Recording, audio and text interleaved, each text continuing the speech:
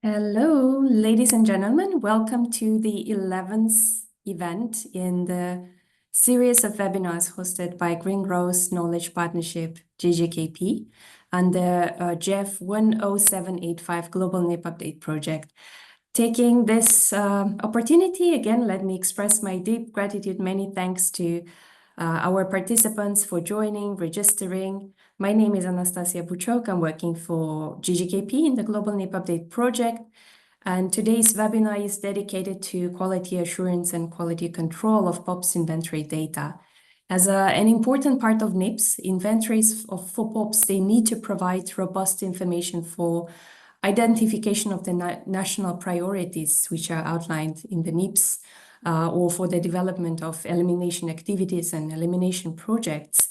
And therefore, it's highly important to ensure that data on the quantities of POPs that are produced, used, stockpiled, and generated as waste in the country, that this data is accurate and reliable. And we therefore would like to emphasize that for POPs inventories, data should be generated and assessed with an appropriate quality assurance and quality control approach.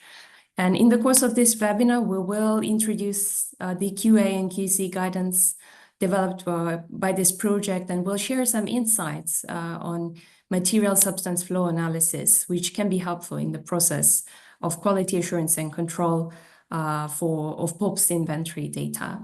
And as always, this webinar will be conducted in English language, and it would be recorded. Event is supported by 6 interpreters, and the interpretation into French, Spanish, and Russian languages would be ensured.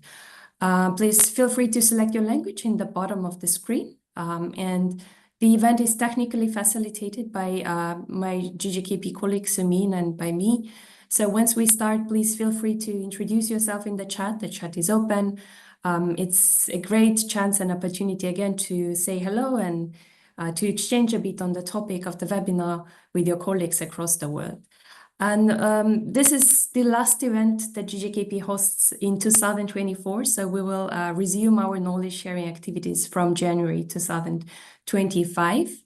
And by the end of the year, we will provide you with all the webinar reports, which will guide you into all the webinars that were hosted by GGKP, also the guidance documents and other resources related to the topics of this webinars that we focused this year.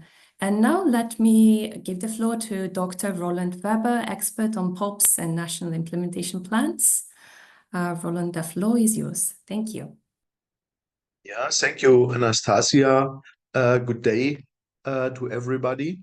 So in the first presentation today, I introduced to this guidance on implementing quality assurance and quality control for POPs inventories, data validation, and give an overview on major elements of a QA/QC system.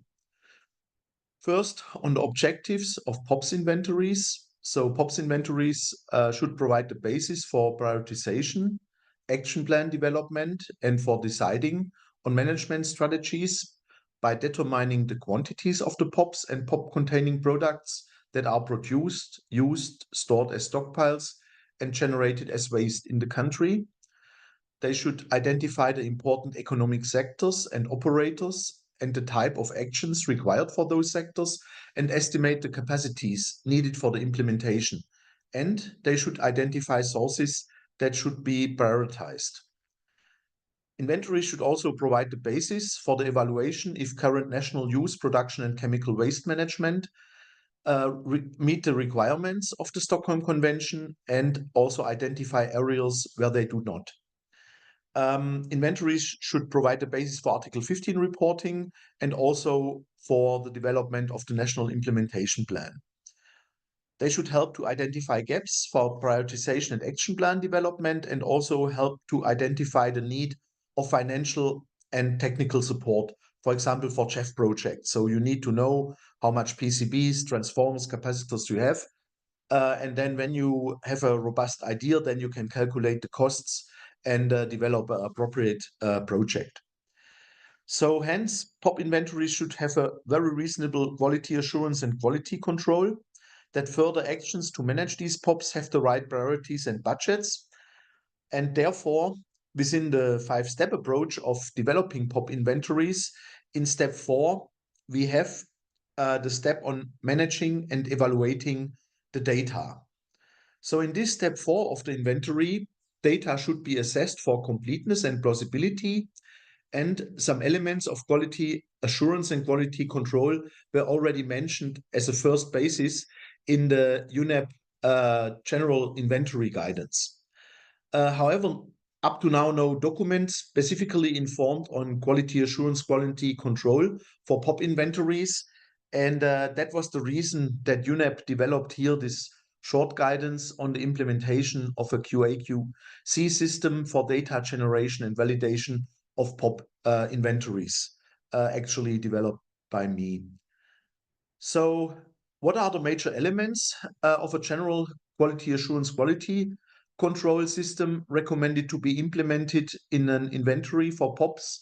So this includes information on responsibilities, include quality assurance, quality control plan, the evaluation of data quality and the insurance of data quality, quality assurance and review procedures, plausibility and verification activities, and finally also documentation. So the documentation is of how the inventory was calculated and documented proofs for the data that if somebody afterwards reads the inventory report, understands how you have generated these informations. So these elements are recommended for gathering data on POP considering the quality assurance, quality control guidance, which is online on GGKP, and we have the link to that guidance later also in your emails, but also in this presentation at the end, and the PDF will be shared with you. So this quality assurance, quality control guidance need to be used then in combination here with the different inventory guidances, with the sectoral POP inventory guidance. We introduced and also have the sectoral inventory guidance on GGKP website, and also together with the guidance on POP data for National Statistical Office, where 2 days ago we had the webinar. So the guidance on NIP development suggests that a national lead agency would be designed for setting up the structure and mechanism to develop, review, and update the NIP. Yeah, and regarding the responsibilities, the quality assurance, quality control frame of inventory and NIP data can be discussed either after the project coordinating unit and national coordinating committee are established. So here one option is that one member of the national coordination committee get the task to ensure that a quality assurance, quality control frame is established for the inventories and all data generated and included into the NIP and the national reporting. Of particular importance is this quality assurance, quality control in the development of inventories. Therefore, as alternative, the responsibility of quality assurance and quality control and the frame can also be decided when establishing the POP inventory teams. So here within the inventory team, a coordinator can be designated as responsible for quality assurance and quality control.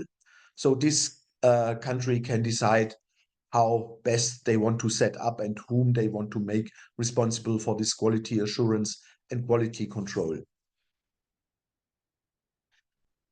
The QA/QC coordinator, in cooperation with the inventory team, should ensure that other organizations involved in the preparation of the inventory and which are providing data are also following quality assurance, quality control procedures, and that appropriate documentation also of these contributing partners in the activities are finally available. Looking to quality assurance, quality control plan. So this should be an integral part from the beginning of the inventories through the NIP updates to the final reporting. The plan should, in general, outline a clear description of the quality assurance, quality control activities that will be implemented for the POP inventories and also for other data. The QA/QC plan is an internal document to organize and implement QA/QC activities that ensure that the inventory is fit for purpose and allow improvements. A key component of the QA/QC plan is the list of data quality objectives, which are considered in the development of the inventory and against which an inventory can be measured.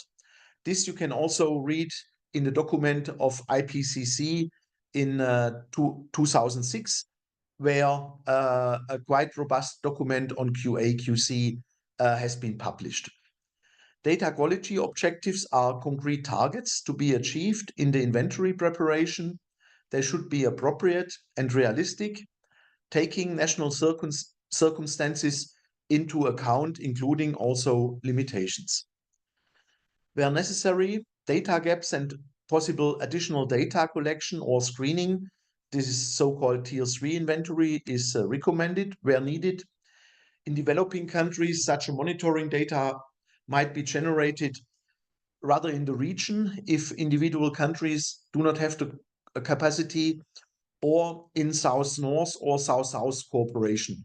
At the moment, we are preparing a regional workshop in Kenya for Africa, and there I have invited some case studies on monitoring South-North and South-South cooperation, which can be quite fruitful. Then about the list of data quality objectives. So first, all major inventory areas need to be considered to the extent feasible and reasonable. This you can find in the guidance then here in section 2.3.2 to ensure completeness in the country and consistency and complementability between the countries. So you should check the degree to which a set of data of an inventory fulfills the requirements to ensure completeness. You should ensure that data are more complete and robust than in the former inventory. So you can compare it with the former inventory, and you have more experience than normally last year if you kept the capacity, and this normally improve accuracy, consistency, and comparability over time. Yeah. So meanwhile, if you did your first, for example, dioxin inventory in 2005, you did maybe an update in 2010 or 2012. Yeah. So now you are at the third or fourth inventory, and by this redoing of the inventories, finally it becomes more robust and also the relevant improvements. So here then data are normally more reliable, consistent, representative, transparent, and reproducible, and that they meet the related quality principles by this improvement. So what is important is that you have clear and traceable sources and the references to the sources where appropriate, that also somebody who is reading the NIP can find the appropriate data, or that the data are directly in the inventory report. So data should be best based on robust national primary data, including validated data gathered in the inventory process or peer-reviewed published data to ensure transparency, accuracy, and consistency. And we think that material flow analysis and substance flow analysis of imports, stocks, and waste, they should be consistent to ensure this consistency, transparency, and the completeness and comparability. And therefore, we have also invited today Professor Fellner from Vienna University, which are experts on material flow analysis, substance flow analysis, and which also provide an open tool to conduct such material and substance flow analysis. Further to the list on data quality objectives, the quantities of individual POPs have been subjected to plausibility assessment to ensure consistency. Later in the presentation, I will show 2 examples. Then you can use own measured data, but they should also be based on robust QA/QC criteria in the laboratory to improve accuracy. And also here, the end of this webinar, I will give a short presentation about QA/QC in POP monitoring. Then check if the calculation is reproducible and if there are any unusual or unexplained trends noticed for activity data or other parameters across time series when used to ensure consistency and accuracy and comparability. This means you compare, of course, your inventories with the inventory you did before and also with the inventory you did before maybe 10 years ago. And then you get time by time a time series, and there you will understand, yeah, if you have a trend or if there is suddenly a much higher or lower inventory, and then if there is, let's say, considerable differences, then to also to understand where these differences come for. So base decision to the extent possible on results that are non-controversial within major stakeholders, including experts and research. So if there are in your inventory data controversial opinions, then normally further information from experts or the research community might help in a science and fact-based decision to ensure finally the accuracy and consistency. The methodology described in this guidance, consider other guidance documents that are recommended for further reading. So there is the UN National Quality Assurance Framework Manual for Official Statistics. I already mentioned the Intergovernmental Panel on Climate Change Quality Assurance and Quality Control and Verification document, or you can also look to the Basel Convention methodological guidance on developing inventories of hazardous waste, and also to the general guidance on POP inventories, yeah, as background information. Then in developing and implementing a quality assurance, quality control plan, it is useful to know, consider and refer to generic international standards about quality management systems. And I just list here the different ISO standards on quality management systems where you can have a look and you should know, let's say, the basics as a background when you are, especially when you are responsible, the responsible person for quality assurance and quality control in inventory development. So now to the data quality and data quality control procedures include generic quality checks related to calculations, data processing, completeness, gaps and uncertainties, and documentation that apply to inventory. So following quality control checks should be used routinely throughout the preparation of the inventory, which are introduced in individual sections here in the quality assurance and quality control guidance. Yeah, so there we have a section on data quality, a section on completeness, a section about amount of POPs versus the amount of POP content, waste or products. Then a section on improvement over time and time series. Then also we have there a section on material and substance flow analysis, a section on gaps and uncertainties, and assessment and description of uncertainties. So after the data for the POP inventory are compiled, the data should be evaluated. This is then the quality control by relevant national stakeholders and possibly by national or international experts. The results of these quality control activities and procedures should be documented also in the inventory report. And the inventory report is here, step 5 of the POP inventory, and should also include a section about QA, QC. So this you probably know. We have this tier 3 approach. So several different data collection methodology are proposed, so-called tiers, which can be selected and used for gathering information for POP inventories, which result in different levels of data quality.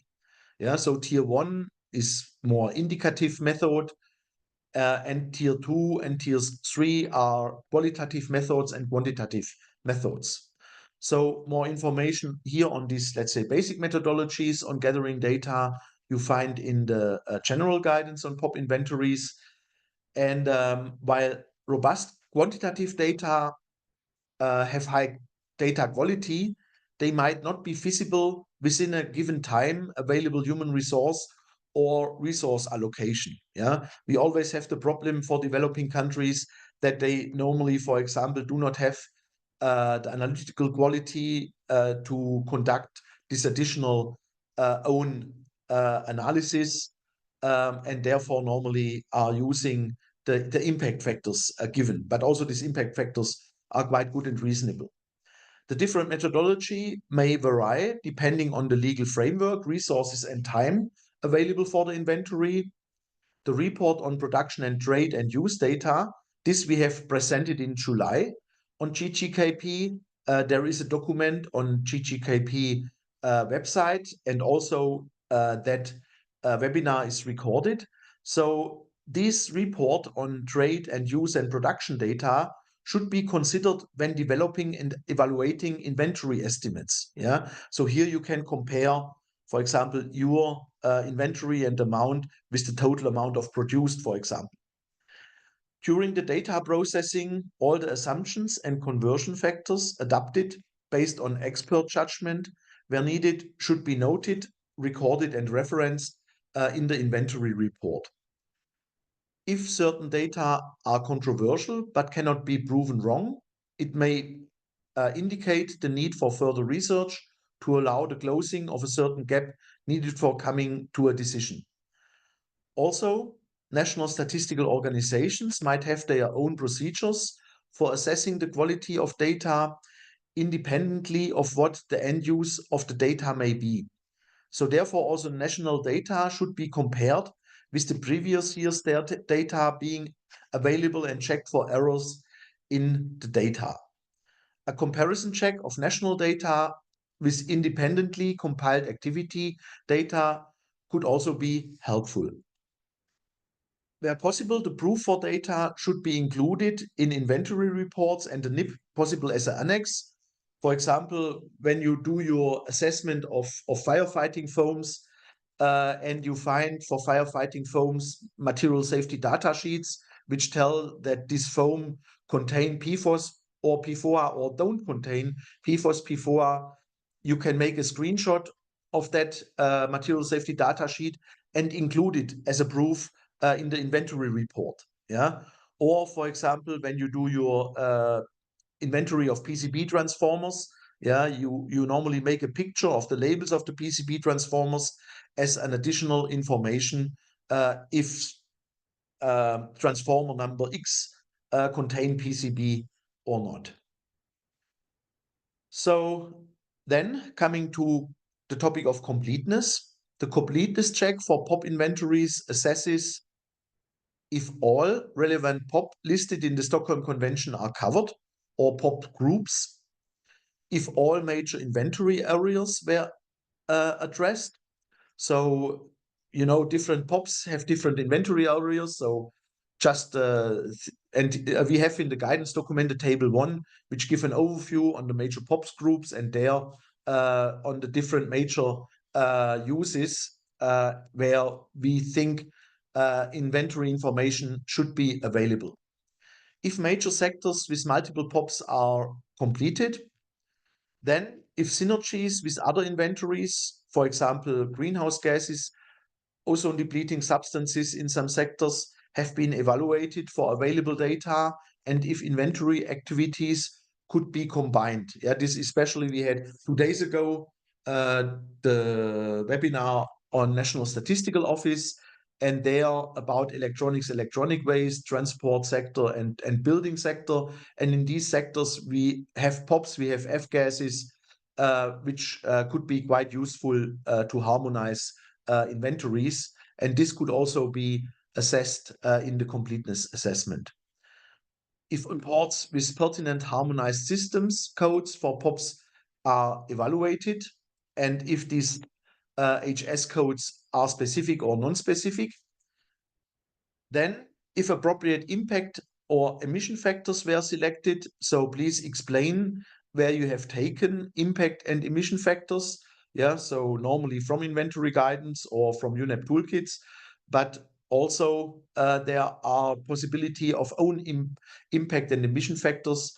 And if you are using your own emission factors and impact factors, then it would be good to explain how you have generated them.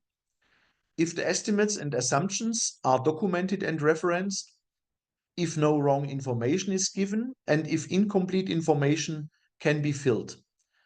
And then also please check if all data reporting obligations in respect to Article 15 have been covered, and if the different inventory areas considered by the NIP guidance, and you know the NIP guidance has a structure in different chapters, so you can check if all information for the different sections of the NIP are there, or if there are some left where you should go back for information gathering.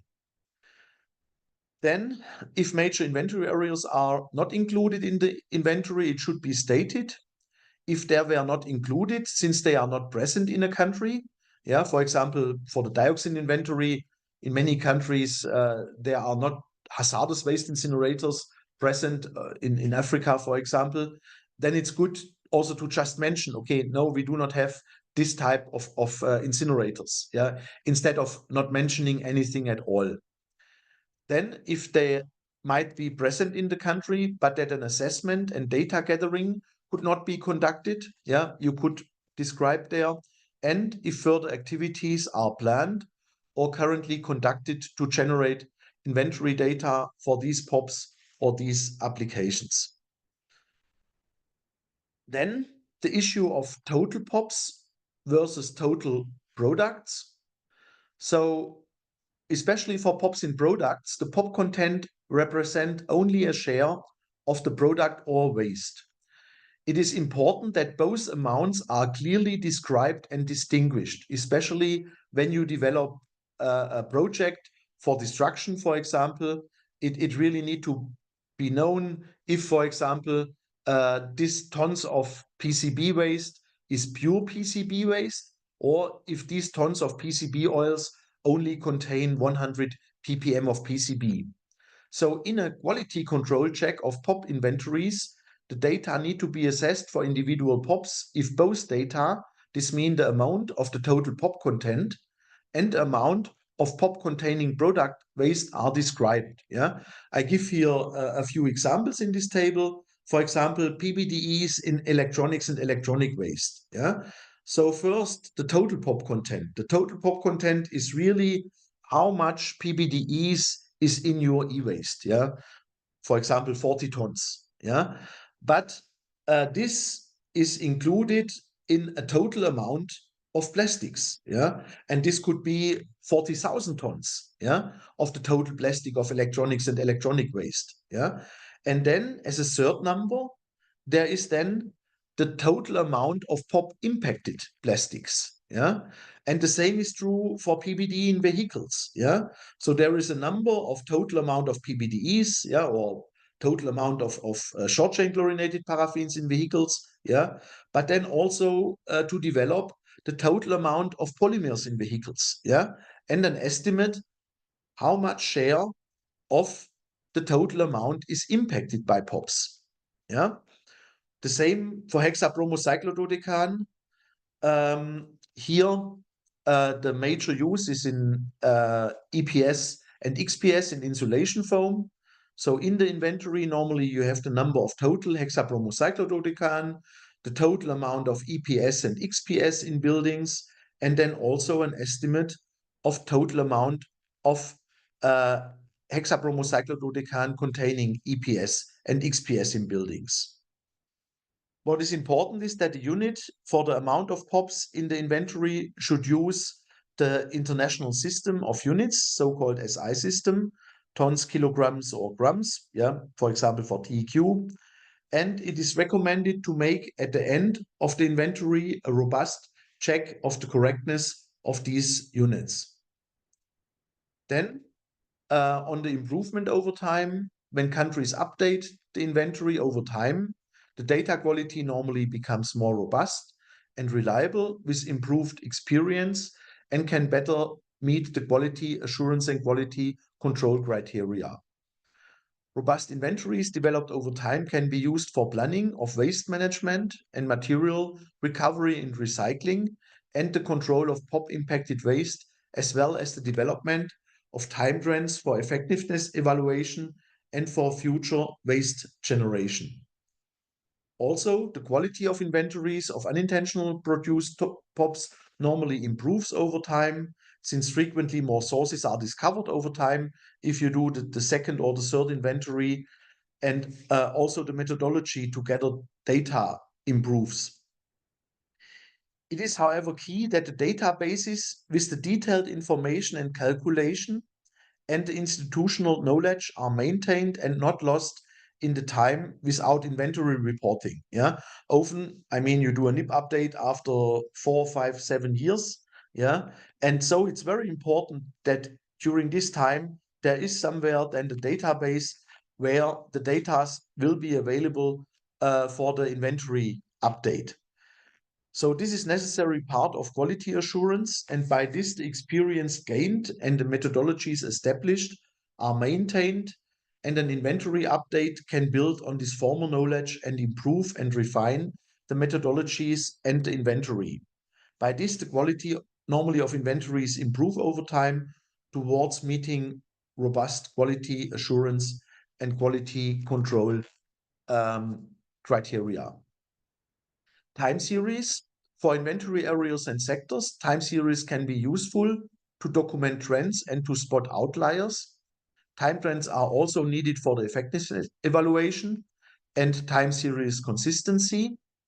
The cause for outliers should be clarified if calculation errors are the reasons or if there is a specific cause which can be found. For example, a new facility has been built or industry has stopped, yeah, then this can explain why, for example, the time series dramatically change from one inventory to another. When methods or data have changed, check the consistency of time series input and also the calculation. And we think also that material flow analysis, which is a systematically material flow through society in a comprehensive way.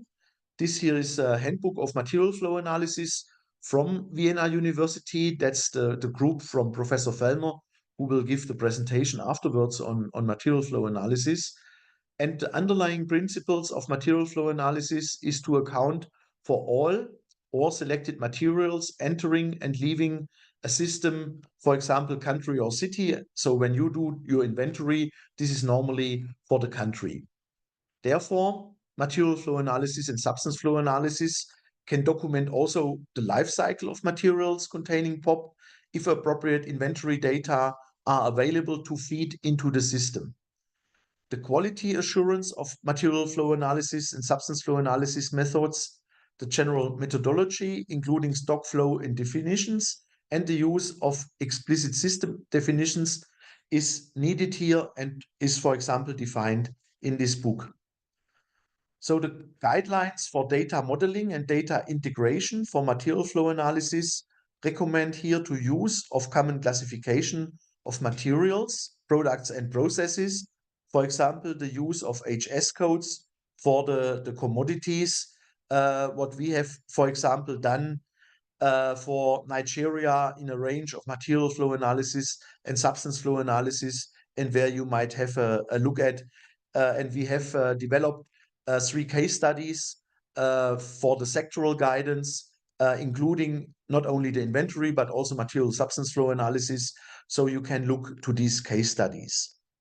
Robust material flow and substance flow analysis methods can be used for quality control of stocks and waste flows, relevant for POP inventories such as electronics or end-of-life vehicles. Then gaps and addressing gaps. Finally, always some gaps and uncertainties may still exist at the end of the inventory, including a lack of detailed information on certain activities and applications.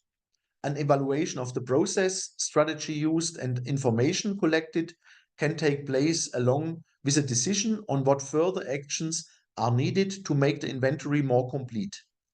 The evaluation includes identification of the following: the gaps, the uncertainties and limitations, the need for validation of the information compiled in the inventory, actions needed to meet the requirements of the Stockholm Convention, and there are measures to address the gaps and to improve or complete the inventory.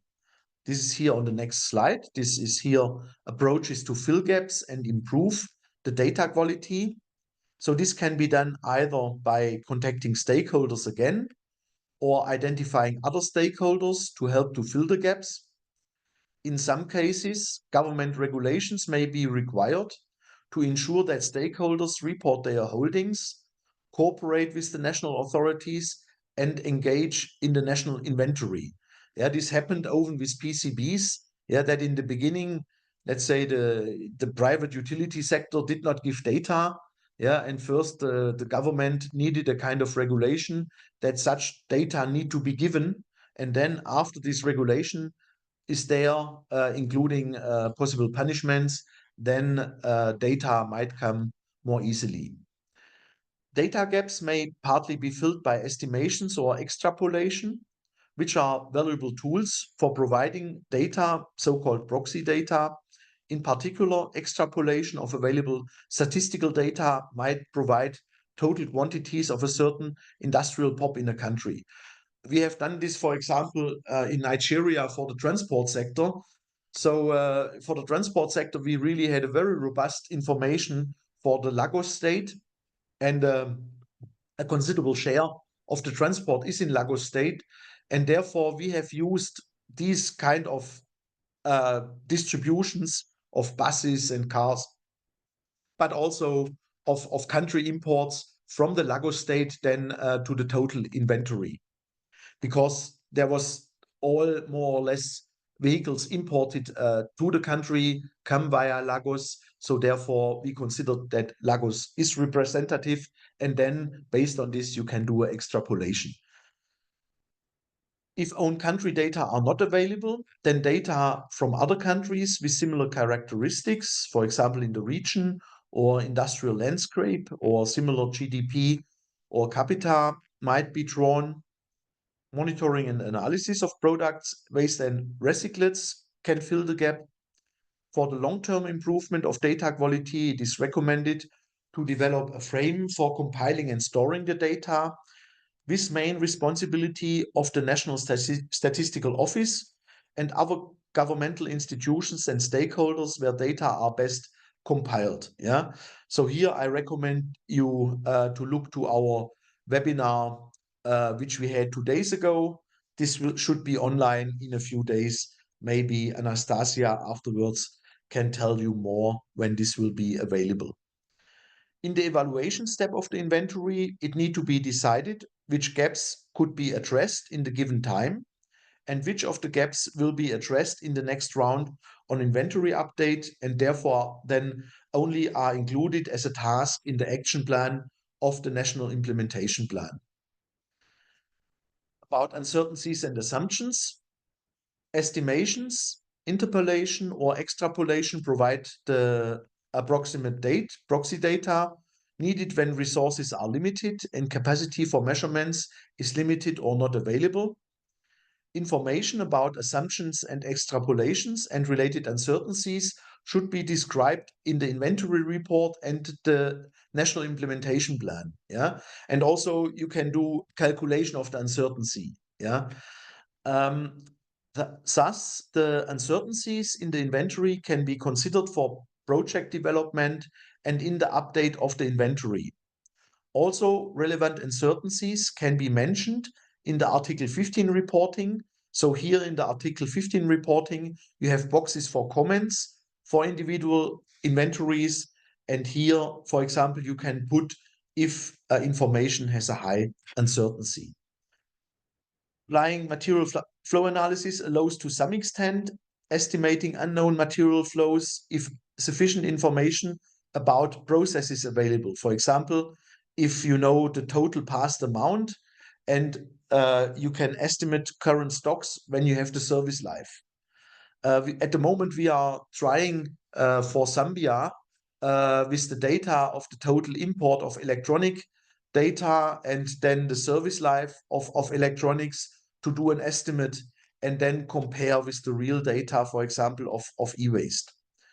During the data processing, all assumptions and conversion factors adapted should be noted and recorded and referenced when the results are described in the inventory report and the NIP.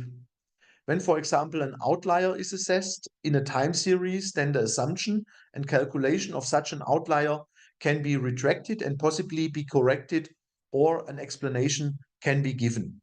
Yeah, also here you can look to the case studies, the case study in the sectoral guidance on the transport sector in Nigeria. So there were in some years very high increase in registered vehicles, and also at one point a higher import. Yeah, but there was then really, when looking into the nitty-gritty of the data, explanation for it. Yeah, for example, there was a change in legislation that from one year on, every vehicle had to be registered, otherwise people would have been punished. Yeah, and so in that year, suddenly the amount of registered vehicle drastically increased. Then about quality assurance and review. A good practice for quality assurance procedures include reviews and audits to assess the quality of the inventory and to identify areas where improvements could be made. Quality assurance procedures may be taken at different levels, internal or external, and they are used additionally to the general and specific quality control. The objective of quality assessment implementation is to involve reviewers who can conduct an unbiased review of the inventory and who may have a different technical perspective. Preferably, these reviewers would be independent experts or national or international experts, including inventory experts of other countries, maybe a neighboring country, yeah, which you know. It is good practice for inventory compilers to conduct a basic expert peer review before completing the inventory to identify potential problems and make corrections where possible. However, this will not always be practical due to time and resource constraints. Inventory compilers may also choose to perform more extensive peer reviews or audits as quality assurance procedures within available resources, and especially when your team present your inventory then also to the other inventory teams, then the other inventory teams can look, for example, those which have developed the PCB inventory can also look to the inventory report of the PBDEs. So they have background on inventories and therefore also might spot errors. Then plausibility assessment is a quite useful tool and verification of POP inventories. There are several practical and relatively simple plausibility techniques that do not require specialized calculation expertise or extended analysis. Most of these can be considered as method-based comparisons that consider the differences in national estimates based on using alternative estimation methodologies for the same inventory. These comparisons look for main calculation errors. Method-based comparison can be designed around multi-tier levels of methods outliers for each sectors in the sector guidance, through comparison to independent estimation developed by other institutions and through cross-country comparison. Yeah, so you just compare your inventory with the countries around you. And then when you see big differences, also your country has the same size, you might go and then find either that your estimate is an over or underestimate, or you might find that your neighbor estimate might not be appropriate, and then you also can contact them and give your comments. Then plausibility checks and verifications can be extremely useful in confirming the reasonableness of national inventory estimates and may help identify calculation errors. Thus, plausibility checks should be considered as part of the continuous inventory assessment and development process. The result of these plausibility checks should also be documented. Since inventories are often calculated using national activity rates, for example, amount of electronics or vehicles or the amount of firefighting foams, and also pop impact factors. This means how much PBDEs are in the e-waste polymers, or how much percent PFOS is in firefighting foam, or how much dioxin is emitted per ton from a certain metal industry. So both can have errors. This means the activity rates, the national activity rates can have errors, and also the selected impact factor can have error. So therefore, these two factors need to be checked individually if the result is not plausible. If the import of current produced POPs is evaluated, the amount can be compared with current or past production data, and the plausibility check can be conducted if the amount is reasonable. Yeah, I give here one example from Turkey. So Turkey, in their first inventory of PFOS, they used HS codes and estimated the imports to Turkey. This was in 2014, and here the estimate was that 434 tons of PFOS have been imported to Turkey.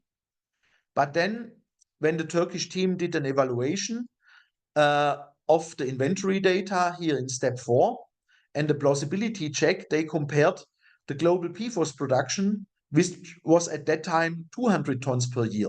This means the Turkish inventory had nearly 4 times the global amount of PFOS production, and this revealed that this was a huge overestimation, and it was concluded that the HS code base, which was not specific at that time in 2014, the HS codes were not specific for firefighting foams and PFAS firefighting foams.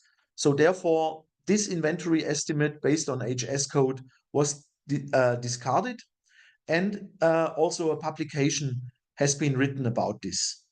The study also highlights that non-specific HS codes cannot be used as inventory base. Yeah, and it was actually not the fault of Turkey.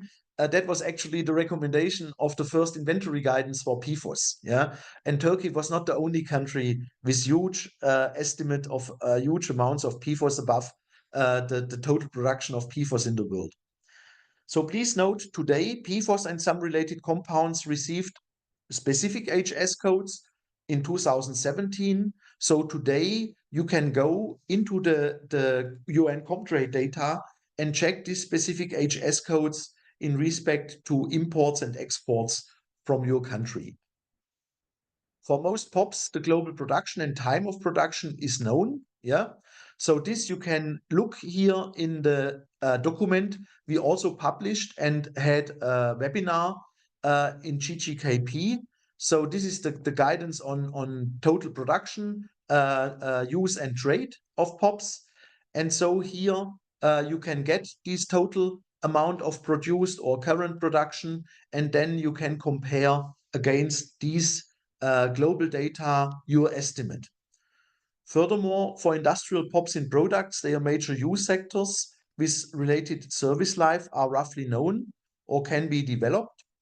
With this knowledge and country-specific data, material and substance flow analysis can be developed, which documents the life cycle of the respective POPs and their presence in use and stocks and in the waste. This information can be used in dynamic material substance flow analysis to assess if and to what extent these POPs are still in products, or for how long they can be in products and in stocks, and when will they enter waste management. However, it needs to be stressed that most individual products are not labeled, and only measurements can finally clarify for individual products. Yeah. So you can do an overestimate how much PBD are in your plastics in televisions, but by this, you know then, okay, yes, my major PBDE amount, for example, in the countries are in television, but unfortunately, you do not know for the individual television if it contains POP or not POP. For this, you need to check, for example, with an XRF, if it contains bromine or not. Also, the amount of the estimated POP amount in inventories of products of the major use sectors can be compared to global production data for a plausibility assessment. I give here the example of a plausibility check of DKBDE in electronics and electronic waste plastic in Nigeria and compare to the global DKBDE production. So here the total amount of DKBDE in electronics and electronic waste in Nigeria for the period of 1996 to 2021 was estimated to 9,142 tons in the cathode ray tubes and 234 tons in LCD televisions and monitors and 60 tons in other electronics. So in total, it was estimated that 9,436 tons of DKBDE is in electronics.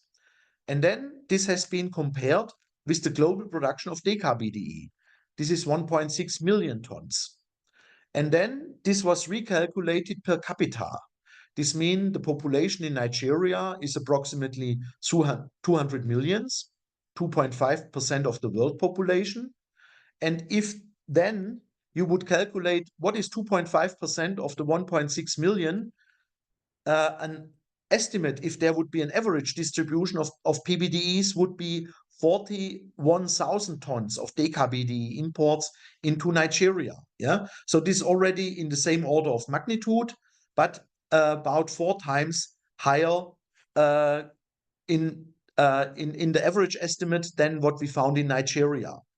But then we need to consider that only approximately 30 or 40% of DKBDE has been used in electronics. Yeah.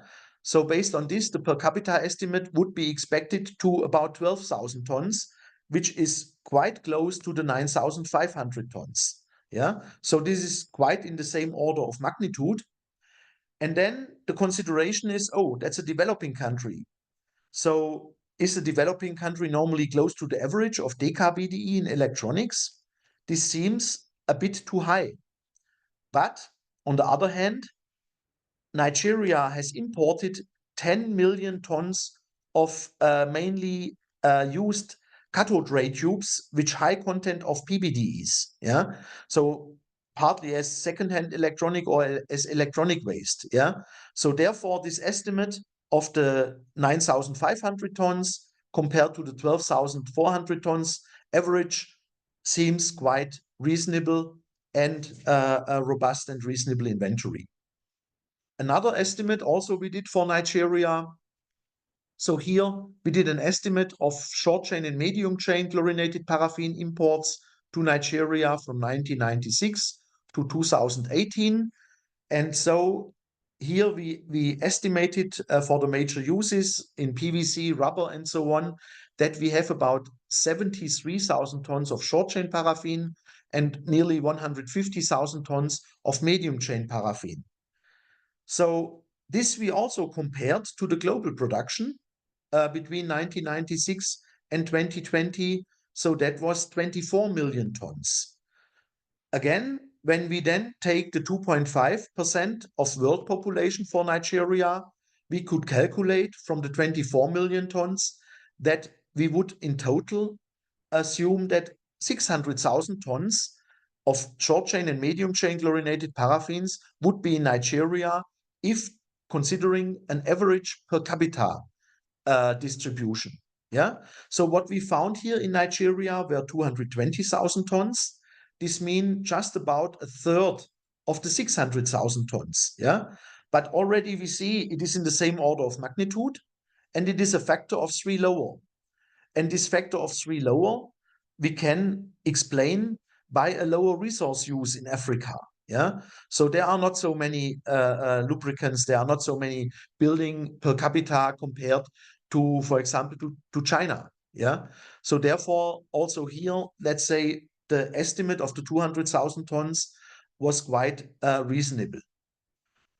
Also, hundreds of POP inventories are documented in NIPS and inventory reports, which you can compare for plausibility.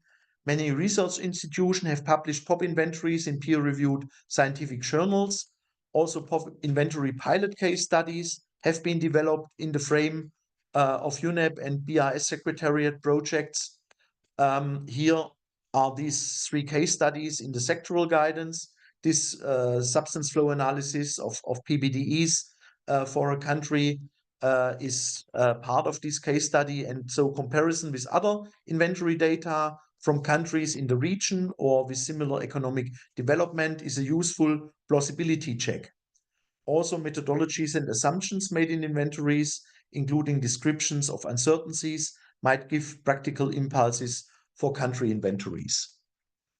For certain inventory areas like electronics or vehicles, data in developing countries might not be available or reliable.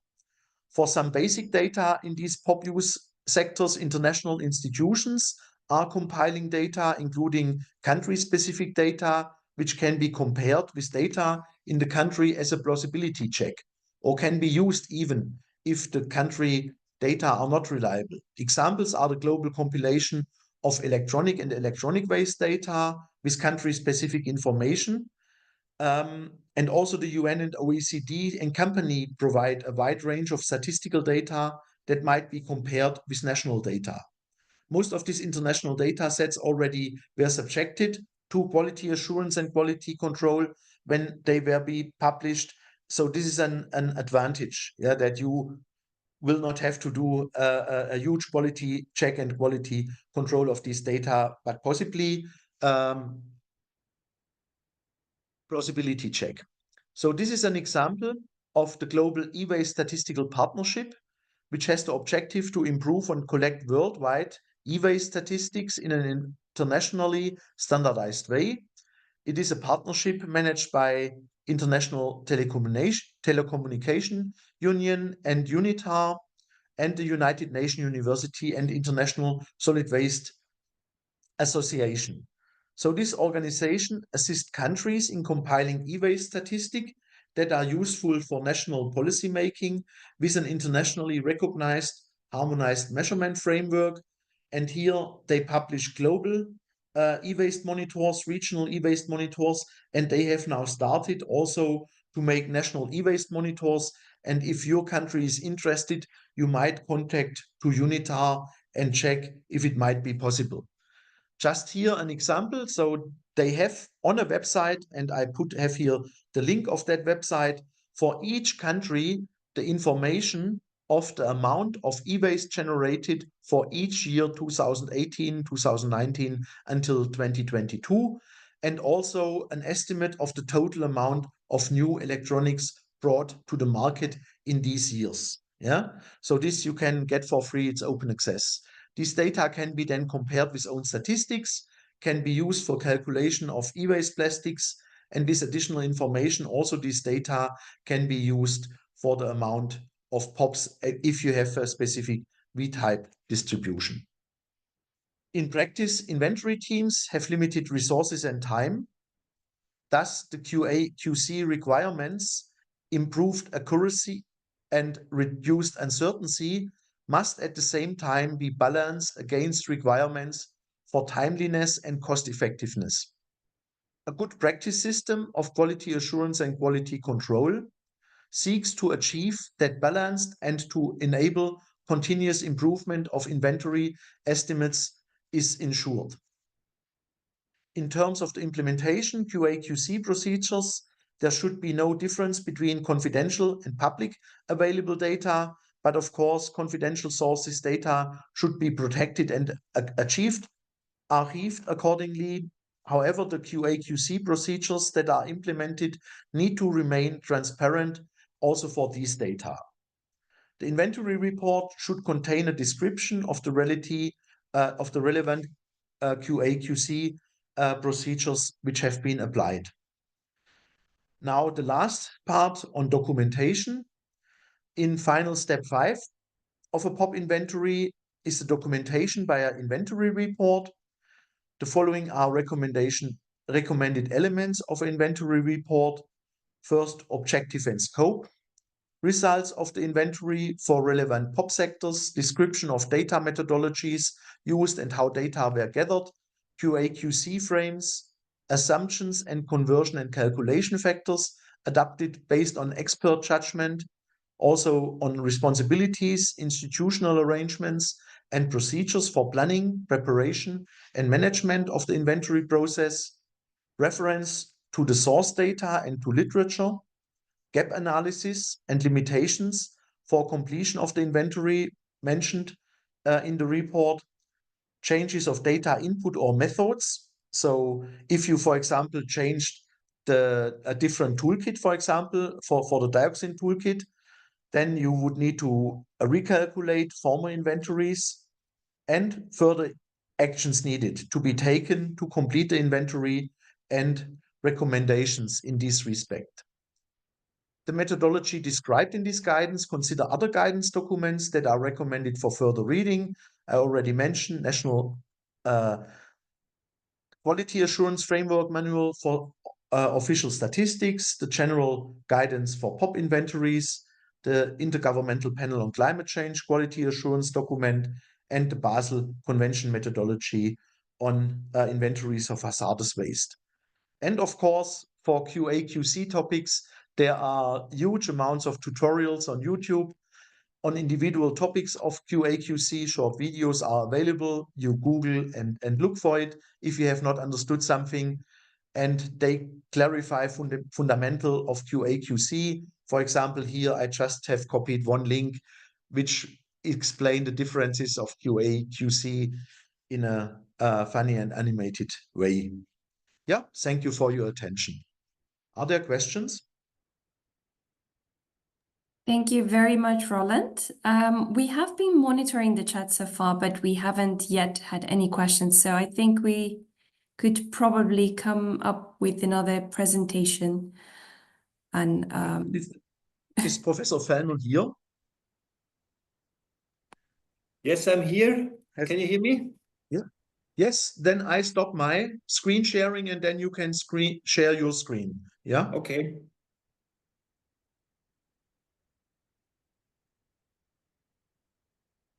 Anastasia, maybe you can give the introduction.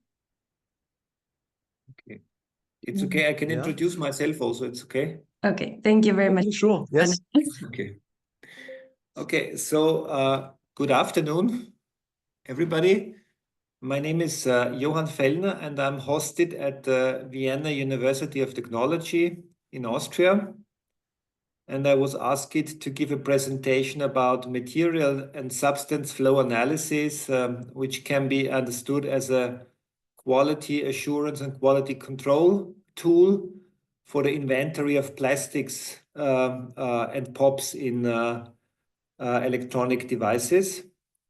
I'm trying to speak a little bit slower than Roland because I guess it's rather difficult for all the interpreters to interpret.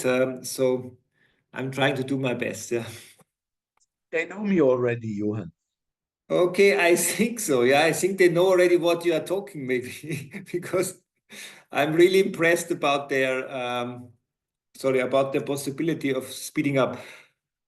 Yeah, a few words about the university where I'm hosted. It is more than 200 years old. We have about 30,000 students, and it's located in the center of Vienna. And we have a very strong research group on waste management and on material flow analysis. Our group has developed also a lot of different software tools. And the first one is very important when it comes to material and substance flow analysis. It's a tool called STAN, Software for Substance Flow Analysis, which can be accessed for free at this website. You just need to register. And this software tools allows you to calculate material flows and substance flows. Beside this dedicated software for material flow analysis, there are also other software tools. Maybe the last one is also very much related to POP emissions. So we developed a tool for solid waste management planning, which can calculate also unintentional POP emissions. Okay, let's come back to material flow analysis. This methodology has been developed, I would say, 3 or 4 decades ago in Switzerland. There are different handbooks out there, which I try to list here. And this methodology is used very much as a decision support tool in order to evaluate waste management systems, but also resource management systems for nations, for countries, for regions, but also for companies. And very often material flow analysis is used as a physical base for life cycle assessment. The idea of any material flow analysis is that it should be as simple as possible, but still valid for decision making. It's very crucial. So here is the latest practical handbook for material flow analysis. The last one has been released in 2020. What is the concept of material flow analysis? It's very, very simple. Basically, the material flow analysis, any material flow analysis, is based on the principle of mass conservation. What does that mean? This simply means when we keep talking about POPs or keep talking about plastics in electronics, we know that, for example, before it was said about Nigeria imports a lot of electronic devices. So the overall import of all the electronic devices into a country must equal at the same time the generation of waste, so the output, plus minus the change of the stock. So a lot of products, what we consume, are not becoming immediately waste. They have, sorry, they have a certain lifetime, and this means they could accumulate in the stock. So the material flow analysis is simply based on the concept the input must equal the output plus minus the stock exchange. This sounds very simple. Sometimes the systems can get rather complex. Sometimes there is an interconnection between the input and the output. And that is the reason that this software tool, STAN, Substance Flow Analysis tool, has been developed. Here we see the user interface of that software. You can draw the different flows and the different processes, which allows them to be interconnected. So the inflow of one process might be the outflow of the other process or the other way around. And this tool can calculate unknown flows. And what is also quite important in material flow analysis, it can also deal with uncertainties. Many of the data we are using for material flow analysis do have an uncertainty, and the software tool STAN can do calculations with regards to uncertainty. Material flow analysis systems can be, as I said, should be as simple as possible, but on the other hand, as complicated in order to answer the certain questions. This was a very simple model we did for the plastics management in Austria. We have plastics primary production, so in the chemical industry in Austria. Then plastic products are manufactured. These plastic products are finally consumed as a packaging material, as an electronic device or whatever. And at the end of the day, the plastics become waste and are either landfilled or recycled or thermally utilized. So this was the very simple system. And in order to fill the system with data, different data were collected for Austria. And this is finally how a detailed material flow analysis for all the plastics, not only for plastics in electronics, look like. So there is electronics, just a small part of it. But I'm showing this diagram that you just get an idea how complicated material flow analysis could be. And this is very, that the software is very, very useful in this sense. Now I would like to come to the real topic I was asked to talk about, as to see how can material and substance flow analysis be used as a quality assurance and quality control tool for inventory of plastics and POPs. And I would like to use the case study which was done by Roland Weber and colleagues from Nigeria, Joshua Babwa and Innocent.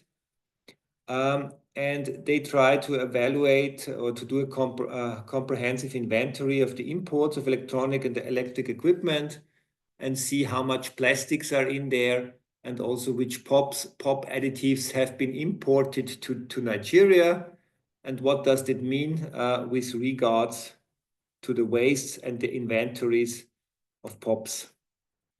So in a first step,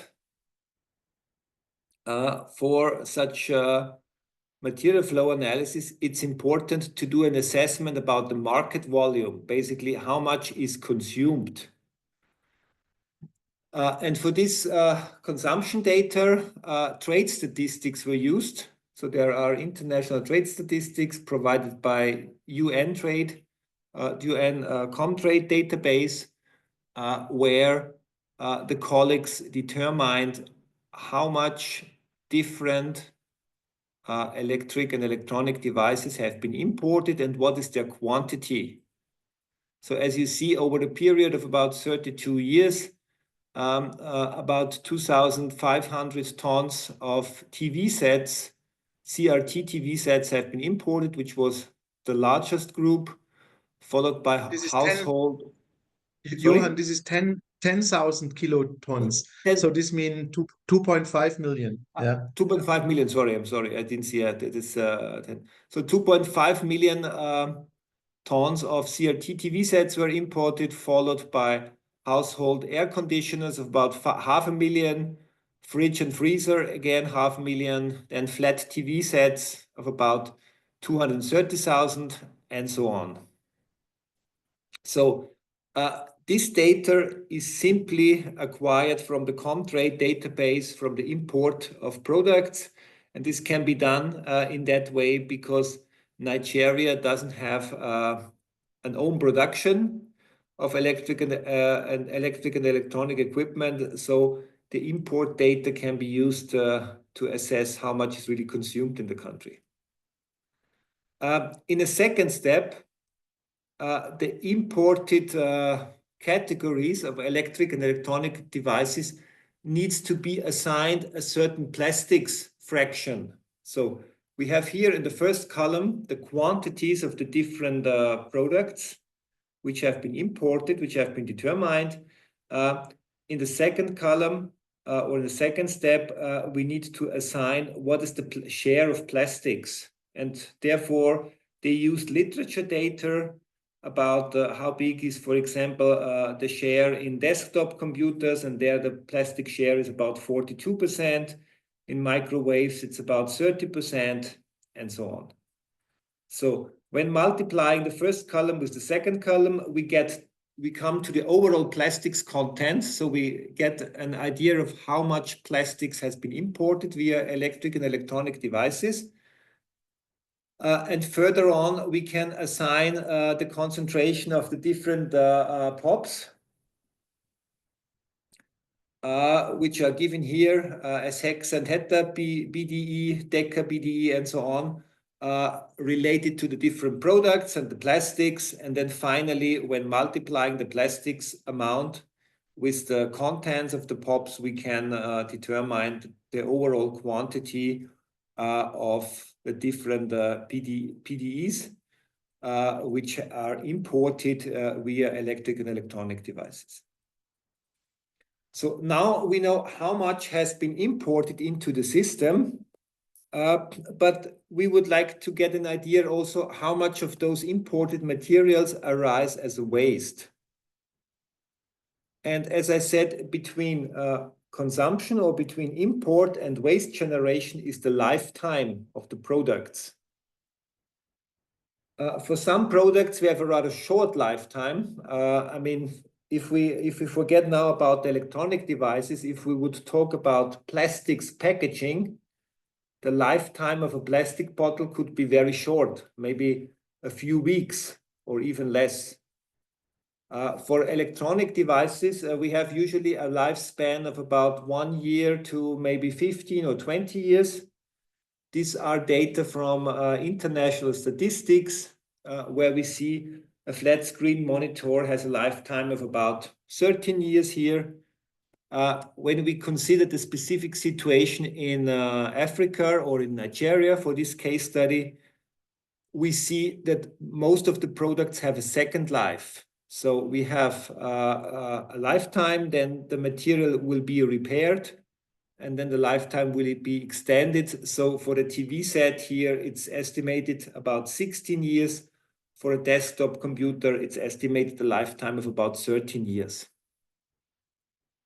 So in order to assess how much waste is generated out of electric and electronic devices, we need to combine the import data with the lifespan of the electronics, and then we can determine how much of those materials end up in the waste already.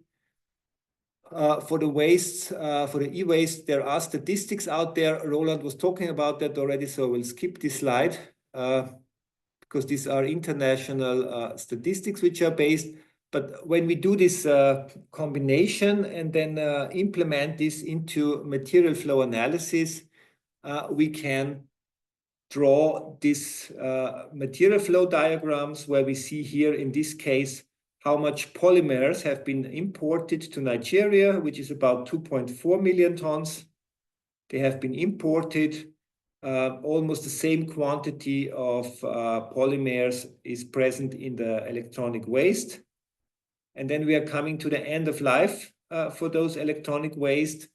And in Nigeria, it was assessed that we have 3 options for the plastics in the electronic waste.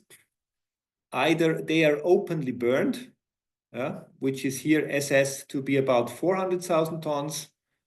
Then 1.5 million tons is going to be landfilled, and almost about 500,000 tons is going for plastics recycling. And this is insofar of interest because if it's recycled, then we find this pops into in the new products again. This is for plastics. If we are not looking for the plastics, but if we look to, for example, Deca BDE, we find that the import is 9,100. The output from the stock, from the consumption, is almost the same quantity. And then the distribution between open burning, landfilling, and recycling is similar as for the plastics because the data are simply multiplied by the specific concentration of this POP. In general, when we do a material flow analysis, we can cross-check the assessments we did based on market values or imported data with data which are collected in the country or data which are present by the Global E-Waste Statistics Partnership. And this is what is meant by quality assurance. We can use this tool to assess the reliability and the quality of the data which we collect on ground. That was a brief overview of how we can use MFA in quality assurance and quality control. If you have any questions, I'm looking forward to answer them, hopefully. Thank you very much. Thank you very much, Professor Fellner. And that's really amazing presentation. And it's great to know that the tool is available in the open access. And we really hope that our countries would explore it a little bit more and start making use of it if in the process of their quality assurance and quality control of the POPs inventory data. We actually have one question on the chat to your presentation. It's pertaining to the step 2. The question from Mohammed Kamara: are these figures in step 2 generated automatically using the software or calculating using a formula? So if a formula is used, can you please elaborate a bit on the... Okay, so step 2 was the assignment of plastics and POP contents to the different electric and electronic devices. Basically, of course, you need to assign the plastic share and also the share of the POPs into the software. But after you do that, the calculation is done automatically. Okay. So of course, the data needs to be defined within the software, but then the calculation is done automatically. I hope this answers the question. Yeah, thank you so much. Thank you. And we do have some comments on the chat that the STAN tool will be very handy for the MFA and SFA studies. So it seems. So maybe I can show again the website where you can download it. It's here written. It's you can put it in the chat, Johan. Okay, I'll put it in the chat. Yeah. A question from me. Are there webinars for using the STAN tool, which can be attended by people from developing countries? How to say, we are doing such webinars only on demand, yeah? So how to say, at the moment, there is no webinar planned, but if we have a certain number of participants or interested person, of course, we can do such webinar. Now, maybe we can suggest one to GGKP, Anastasia. Yeah. Yeah, that would be great. That would be great. Thank you. And thank you very much, Professor Fenner, for sparing your time and sharing this great experience. And it's good to know that that was actually applied in all the 3 case studies for Nigeria. Okay. I hope Thank not you the very last much. ones. Thank you very much, Professor Fenner. Thank you. Yes.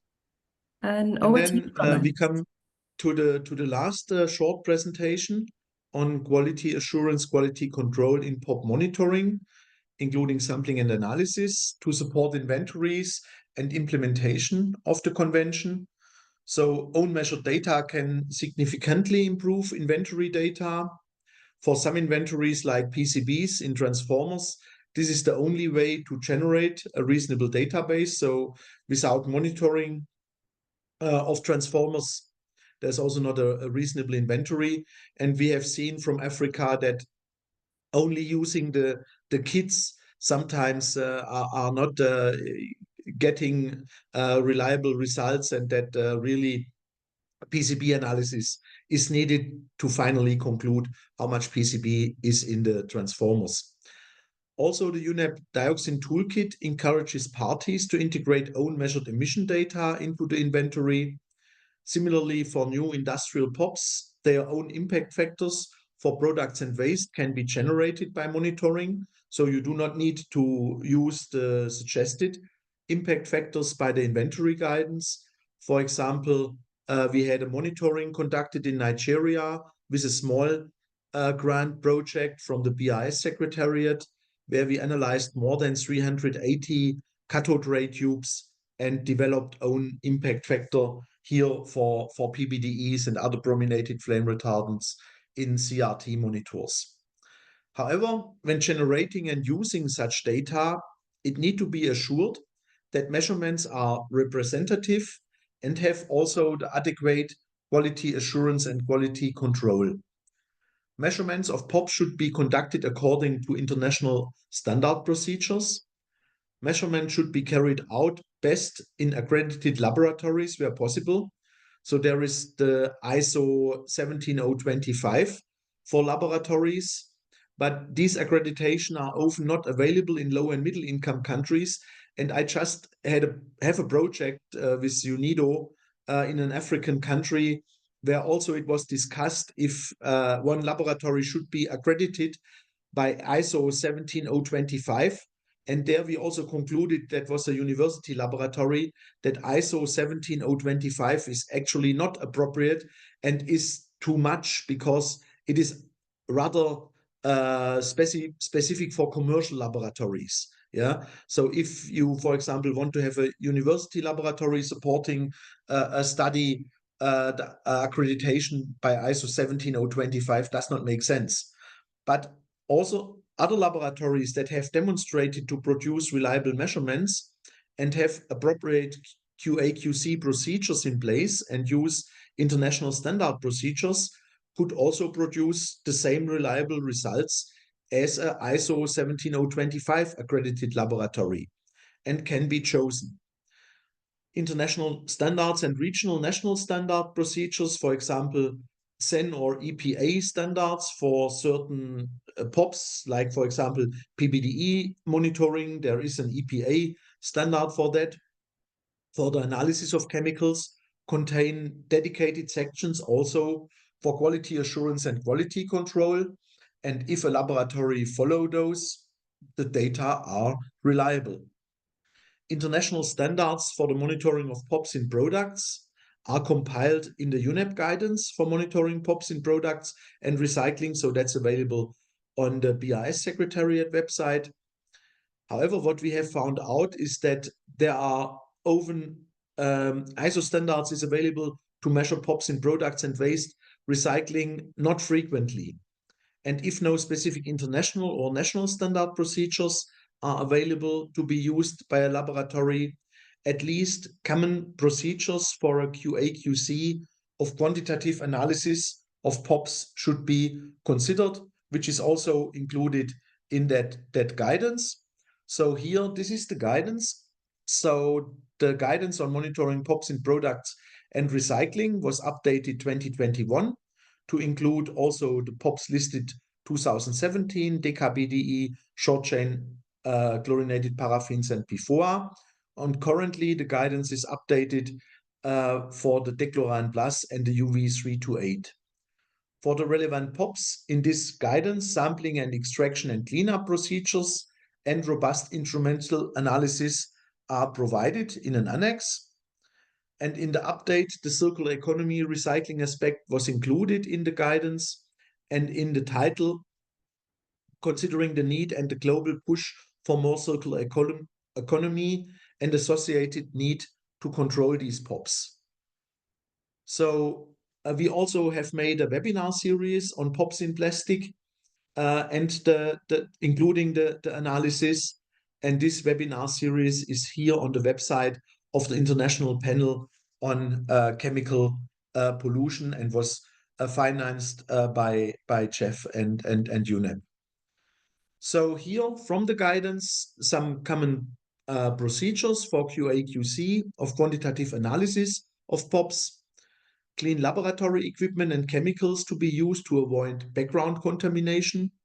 This is especially difficult for example, for PBDEs, which is present in many plastic parts, can be present in textiles. So you need a real good laboratory background assessment. This means blank tests to understand at what level you can analyze the PBDEs in the laboratory. Then known, documented and repeated laboratory and field blanks levels for the measured POPs. This is especially important also for chlorinated paraffins. You have seen 24 million tons produced. So basically in each room you have some pieces, parts which contain chlorinated paraffins, and this can make background contamination in laboratories. System ensuring that the effectiveness of the measurements and procedures are continuously supervised through the analysis of procedural blank samples, regular injection of solvent blanks and standard solution, tests to be carried out to evaluate the accuracy of a method, for example, the efficiency of extraction method, recovery of the analytes, stability, the loss of analytes in solutions during storage, calibration using matrix matched standards or standard additions, and use of internal standards. Then what is a quite good method are certified reference materials. So also for our project in this UNIDO project in an African country, so we have bought certain certified reference materials where the concentration in the material is known.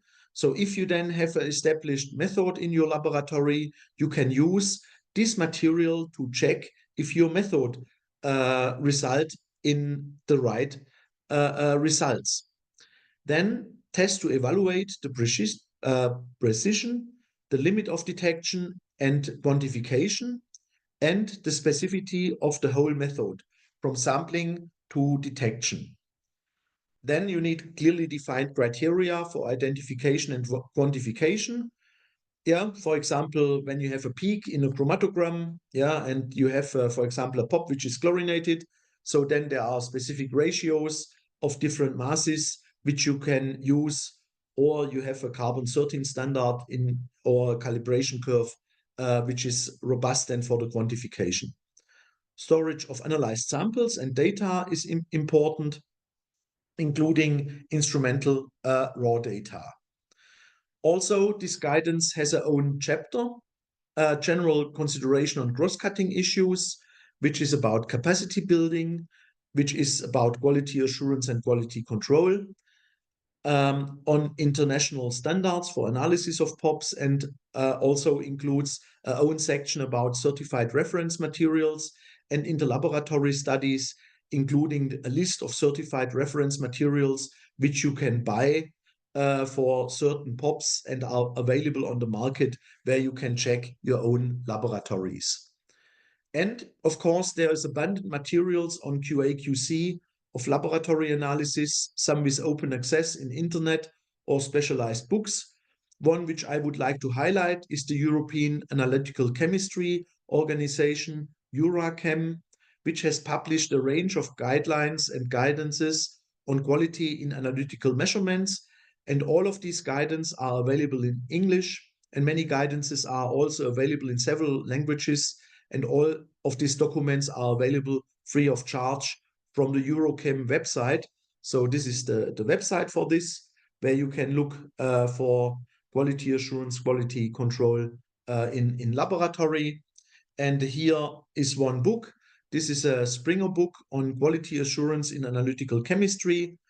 It contains extended read-to-use course materials for training, teaching, and self-teaching. So this includes 800 PowerPoint slides. This is the reason why I mention it here, where you, if you are then have knowledge and develop knowledge on quality assurance and quality control in laboratory analysis, you can also train other people in the laboratory or even the entire country.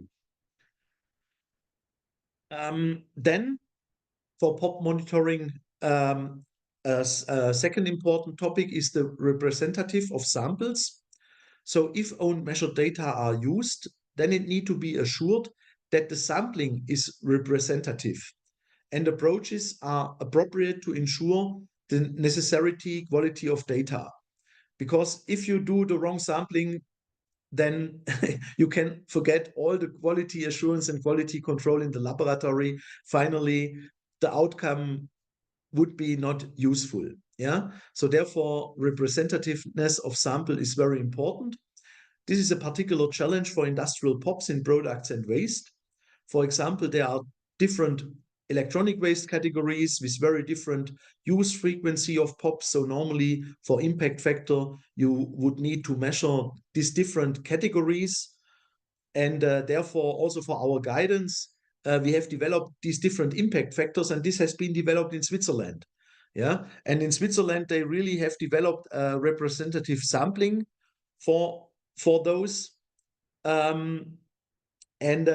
Here they found out that you need to use hundreds or thousands of equipments, because PBDEs, for example, might only be present in a few percent or even less than 1% of a certain electronic category.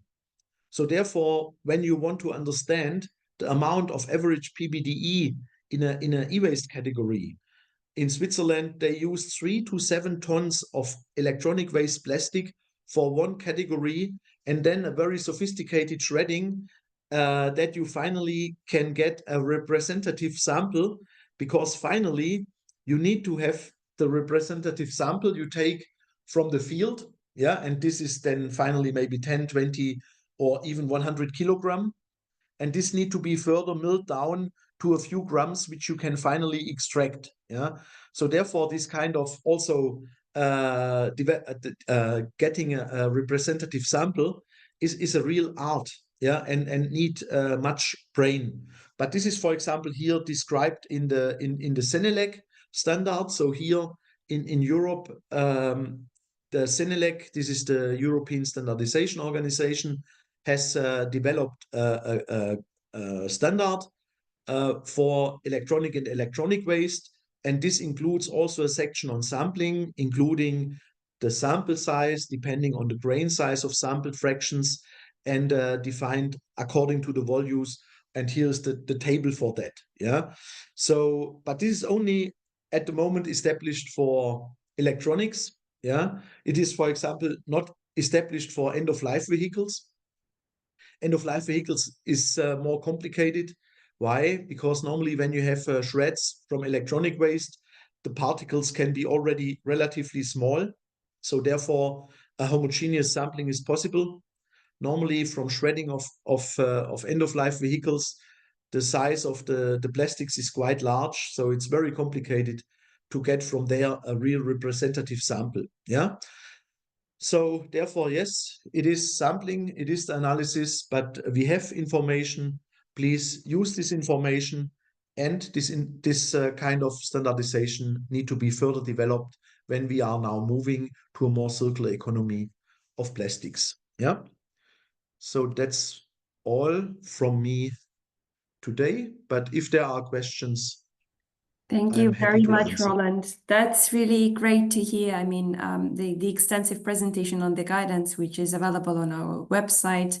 I believe my colleague Sumin shared the links a couple of times, but maybe she would once again copy and paste them in the chat for those people who joined us recently. And indeed, the quality assurance and quality control is quite important, but we fully understand that this is probably, it adds up to the whole process, which is quite complicated, and it's a huge load for the countries. So thank you very much to all participants who joined and who spared the time to listen. That's amazing. Roland, if you would like to add something, I do not think we have anything on the chat today. Unfortunately, that is so I mean, sad. I really recommend. I really recommend. I mean, first, of course, to look to the quality assurance, quality control guidance. Yeah, where you have everything in written form, and you can take more time than for my short presentation. But also the guidance on POP monitoring in products is really a very useful document, and it has very good annexes. In one annex, there is a list of what kind of major samples for the different POPs can be relevant for countries. Then it has one annex about publications and case studies, including references. So just by looking to these annexes, you can get a good overview on the different POP compounds and what has been already measured, because that possibly you do not need to measure in your country, or you can see, okay, no, it's a nice study. I can repeat the same in my country. And then the third annex is really on a detailed instrumental setting for all the POPs, the industrial POPs, which are relevant for products. Yeah, so therefore also a recommendation to have a look to that guidance. And like I said, we have webinars, and these were 4 webinars or even 5 webinars, each 3 or 4 hours. So if you are interested in that topic of monitoring POPs in products, in plastic, yeah, supporting your inventory, supporting your quality assurance, quality control, everything is at hand. Thank you very much, Roland. And I think we would also add the link to this guidance. We put it in the chat before, and we would add the link to our follow-up email together with all the resources from this webinar, and we'll add it to the website as well. But it's already available on the website of Stockholm Convention for sure. And thank you very Yes, much. and I put now in the chat the webinar on this IPCP website. So those which are interested in chemicals in plastic, monitoring chemicals in plastic, yeah, you can Thank you very have a much, look Roland. there. Thank you very much, everyone, for participating. Thank you to our executing agencies for inviting the countries, and thank you for all other countries that attended today.